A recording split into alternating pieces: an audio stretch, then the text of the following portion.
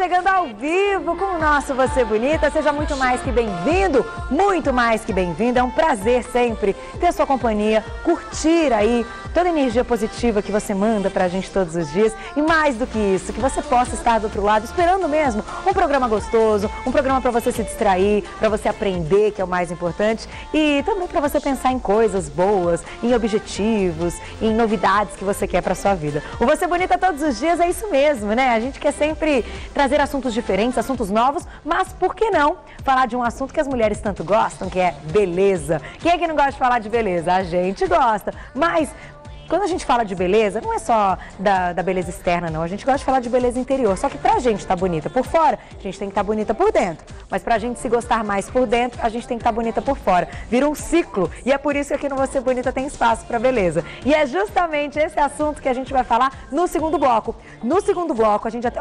prestem atenção. Olha o que tem aqui. Sabe quem é o nosso convidado? Cacá. Cacá, hairstylist, visagista. Olha o que ele vai aprontar. Ele vai fazer penteados para a noite de Réveillon, usando grampos, usando um pente e usando um spray. Vocês acham que é talento ou não? Pois é, só que tudo isso para facilitar a sua vida. Então, para que você possa fazer em casa os penteados assim como estes, que o Cacá vai nos ensinar no segundo bloco, você pode se separar grampo, o pente e o spray. Acabou. Você vai fazer penteados lindíssimos. Então não saia daí, porque no segundo bloco o Cacá veio afiado hoje e vai nos mostrar 4 penteados para o ano novo. Vamos fazer 2 aqui no ar e vamos mostrar 2 que já estão prontos, mas que são lindíssimos também e que você pode aprender. Só que nós vamos abrir o Você Bonita desta quarta-feira com um assunto seríssimo e importantíssimo que eu achei... que seria válido trazer para o programa. Eu não sei se vocês já ouviram falar, acho que sim, a gente inclusive já abordou esse assunto várias vezes aqui no programa. Quando a gente fala do tamanho da circunferência, quando a gente vai medir a circunferência aí de um paciente, tamanho, né, esse limite, pode demonstrar alguns problemas que ela esteja passando. Alguns problemas cardíacos, alguns problemas até de saúde, que a gente pode visualizar com a circunferência. Agora, o que eu não sabia, que foi realizada uma pesquisa e foi comprovado que a circunferência do nosso pescoço também pode dizer muito sobre o nosso corpo e o nosso organismo. Vocês sabiam disso? Pois é, para saber mais sobre esse assunto, para a gente ficar sempre atento, eu convido a primeira vez a Você Bonita, a nutróloga, doutora Andréa Pereira. Seja bem-vinda, tudo bem? Bom dia, obrigada, prazer em conhecê-la. E a nossa modelo de hoje, que vai demonstrar, é a Fabiana Sigrist. Tudo bom, Fabiana? Tudo bem? Bom? Prazer, obrigada por ter vindo. Fique à vontade. Doutora, antes da gente começar o nosso assunto, queria que você contasse um pouquinho sobre essa pesquisa e como vocês chegaram a esse fato que a circunferência do pescoço também pode demonstrar alguns problemas do nosso corpo e do nosso organismo. Então, a circunferência do pescoço, ela já vem sendo usada em avaliação de obesidade. Então, geralmente, esses pacientes obesos, eles têm uma doença que chama apneia do sono, né? A apneia do sono, geralmente, a pessoa ronca e ela não consegue aprofundar o sono. Né? Como eu trabalho em hospital também, eu achei interessante trazer isso para o hospital. Né? Porque nós temos muita dificuldade com os pacientes que ficam acamados, que não conseguem se movimentar para fazer as medidas para eu conseguir aferir o peso, a altura. Né? Então é uma medida única que pode ser usada em qualquer tipo de paciente, em qualquer situação. E com isso eu consigo mais ou menos dizer quanto que ele tem de IMC, que é o índice de massa corpórea. Através então da medida da circunferência do pescoço, você consegue identificar o IMC? Isso. Então assim, lógico que não é um IMC perfeito, né? É diferente de você pesar e medir numa balança, mas com um paciente que está acamado, sem se movimentar, é uma medida muito efetiva para esses pacientes. Olha que interessante, eu acho que pode servir inclusive de alerta, né, para as pessoas em casa. Então a gente vai fazer esse teste aqui no programa até para que você saiba mais ou menos identificar se você estiver passando por algum problema. Antes da gente mostrar na Fabiana, eu queria que você contasse um pouquinho quais são esses problemas que o aumento da circunferência, dessa gordura visceral, da gordura abdominal pode trazer pra gente, quando a gente tem esse IMC acima. Acima, então, o que acontece, né? Quando você tem um aumento da gordura visceral e IMC acima, isso reflete no pescoço. Geralmente o pescoço fica maior. Então, o que eu tenho? Eu tenho um risco maior para hipertensão, que é a pressão alta, um risco maior para diabetes, um risco maior para colesterol. Né? Quando eu tenho essas 3 coisas associadas, eu tenho uma doença que chama-se síndrome metabólica, que aumenta muito o risco de morte, o risco de complicações, né? E é algo que a gente precisa realmente prevenir. Esses pacientes têm muitos problemas e todas essas doenças são silenciosas. Geralmente, quando elas aparecem, o paciente já está com um comprometimento que muitas vezes nós não conseguimos resolver. É verdade.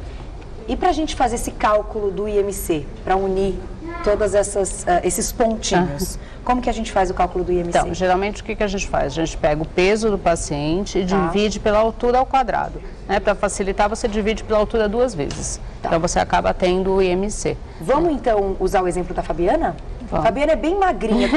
Ser bem magrinha, neste caso, demonstra que a pessoa é saudável ou nem tanto? Não, nem tanto. Pode ser um alerta, né? Pode. Então, assim, o ideal é você ter um IMC acima de 20, né? Abaixo de 20 você já tem uma desnutrição. Tanto a obesidade quanto a desnutrição levam ao maior risco de complicações e maior chance de óbito também. Principalmente paciente hospitalizado. Então, o ideal é o equilíbrio. Perfeito. Nem menos, nem mais.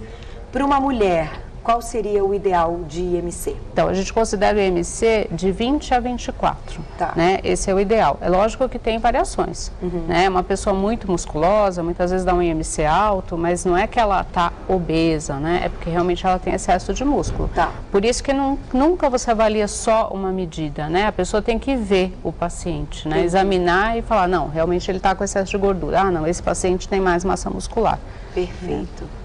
Vamos usar então o exemplo da Fabiana. Então, a Fabiana vai chegar lá no consultório, vamos fingir que a gente está no consultório da doutora Andréa. E aí, qual é o primeiro passo? Então, o primeiro passo, nós conversaríamos com ela, né? Veríamos por que ela veio ao consultório, o que ela está interessada, né?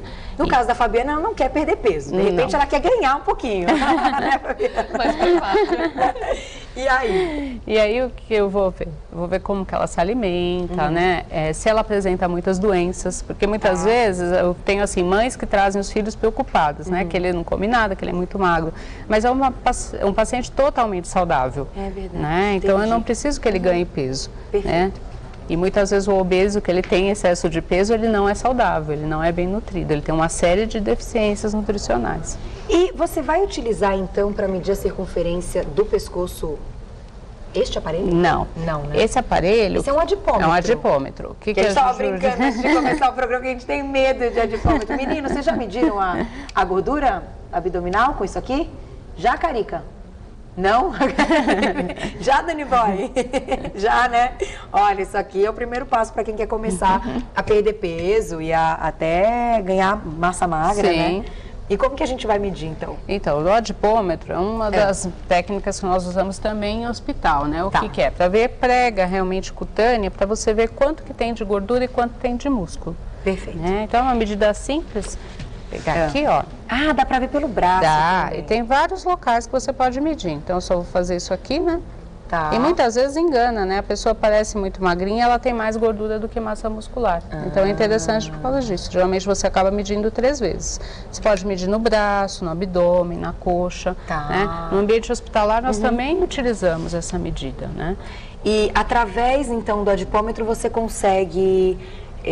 até passar um diagnóstico para o paciente. Se o paciente tem mais gordura do que massa muscular, né, geralmente o que a gente considera, né, vai depender muito da atividade do paciente. Né? E aí, assim, você vai orientar, não, realmente você precisa perder gordura. Né? Por exemplo, os homens eles têm muito mais gordura visceral do que gordura subcutânea, né? Por isso que geralmente eles têm aquela barriga, né? E a gente brinca que é a barriguinha de chope, mas que não é a barriguinha de chope, né? A gente só brinca. Tanto que o homem, às vezes, você olha por trás, ele parece magro. A hora que ele vira, você fala, nossa, mas a mulher não, a mulher já tem uma gordura mais distribuída. E o que é melhor? É a gordura da mulher. Do homem é mais perigosa por estar nessa região. Essa gordura intraabdominal, né, na verdade, ela não está embaixo da pele, ela está entre os órgãos, né? Ela traz mais consequências, mais complicações, aumenta a chance de hipertensão, de diabetes, né? Eu sempre brinco, né? Se você vai num lugar onde tem pessoas mais velhas, geralmente você vê muito mais mulher do que homem, porque os homens acabam morrendo mais cedo mesmo. E isso é um dos fatores. Meninos, tem que se cuidar, hein? Olha, isso tem que estar atento para isso mesmo. E a gente consegue, então, ter uma noção desse IMC, mesmo que a gente não faça esse cálculo, com a medida da circunferência abdominal e do pescoço. Então, vamos mostrar a medida da Fabiana. Vamos lá. Isso serve para a gente fazer em casa também, viu? Você que está assistindo pode fazer. Claro que para ter todas as orientações médicas, você precisa consultar um profissional, mas já para estar alerta se você está acima do peso ou se você está com uma circunferência acima, é bom medir. Então, é bem em cima daquilo que o pessoal chama de pomo de Adão, né? Tá. A gente coloca, mede. Então, se eu tenho um paciente que não anda, um paciente que está entubado, está na UTI, eu consigo medir. Né? A medida dela dá 30,5. Né? Ah, então isso significa que o IMC dela está... Então, o IMC dela está mais ou menos por volta de 20. Né? Mas aí, que cálculo que você fez para fazer essa relação? Isso é assim, o que a gente faz? Você tem um trabalho que você monta uma tabela em cima de mais ou menos uma média de circunferência do pescoço, eu tenho mais ou menos um IMC aproximado. Tá. Então, por exemplo, ele tem diferença para homens e mulheres. Né? A mulher tem um pescoço mais fino. Então, a mulher com mais ou menos 31,5, ela tem um IMC de 20 para baixo. Né? Entendi. E o homem, mais ou menos de 34,9, ele tem um IMC de 20 para baixo. Agora, se ele já tiver uma circunferência acima de 43, então ele já tem um IMC maior que 30, então ele já está na obesidade. Então, IMC acima de 30 já é considerado obesidade? Já, sim. Seja a idade que for? A idade que for. Tem uma variação em idoso, em criança, mas de modo geral a gente pode considerar assim. Nesse caso, o que deve ser feito assim que a gente diagnosticou esse IMC alto e essa obesidade? Bom, assim, primeira coisa, você tem que fazer uma reeducação alimentar para esse paciente, né? Com certeza ele não está comendo do modo adequado, né? Então, a primeira coisa, isso vai se manter para o resto da vida. Geralmente eu falo, os pacientes perguntam, mas eu vou ficar dieta sempre? Eu falo, vai. É para o resto da vida. A reeducação alimentar, de fato, é para o resto da vida. Porque a obesidade é uma doença crônica. Né? Ela não tem cura, infelizmente. Você tem medidas que melhoram, mas não que o paciente vai ficar curado. Né? Então, começa com isso. A atividade física é essencial. Para ganhar massa muscular. Para ganhar massa muscular, para ajudar a aumentar o metabolismo. Tá. Né? Se esse paciente está muito obeso, muitas vezes ele não consegue fazer nenhuma atividade física, porque ele tem dor, ele tem limitações. Então, nós esperamos que ele perca um pouco de peso para começar a atividade física. Né? Outra coisa que você pode fazer é medicação. Né? Nesse caso, tem que entrar com Depende muito do caso do paciente. Né? Tem bastante indicação para medicação, mas tem critérios para isso. Não vou entrar para todos os pacientes. Entendi. Né? E outra coisa é a cirurgia de redução de estômago, que também pode ser feita. Então, já que a gente entrou no assunto da cirurgia de redução de estômago, a gente já falou sobre ela aqui no programa. Mas eu já li muito que após essa cirurgia, muitos pacientes sofrem com a desnutrição, que é um assunto também dentro da nossa pauta de hoje. Tanto as pessoas que estão acima quanto as pessoas que estão abaixo e estão desnutridas. Então, a pessoa que passa por uma cirurgia de redução de estômago e depois o período dela de adaptação, por que eles ainda têm essa desnutrição e que isso pode prejudicar, inclusive, esse paciente a voltar a ter uma vida normal, né? É assim, a cirurgia de redução de estômago tem várias técnicas. Algumas são mais agressivas, digamos assim, porque elas mexem mais no sistema do trato digestivo e outras menos. Mas, de qualquer forma, eu diminuo a absorção dos nutrientes desse paciente sempre. Entendi. Né? Então, esse paciente ele tem que estar sempre em acompanhamento. Eu falo para eles que, assim, pelo menos uma vez por ano, eles têm que olhar na carinha de algum profissional para fazer o diagnóstico, para pedir os exames.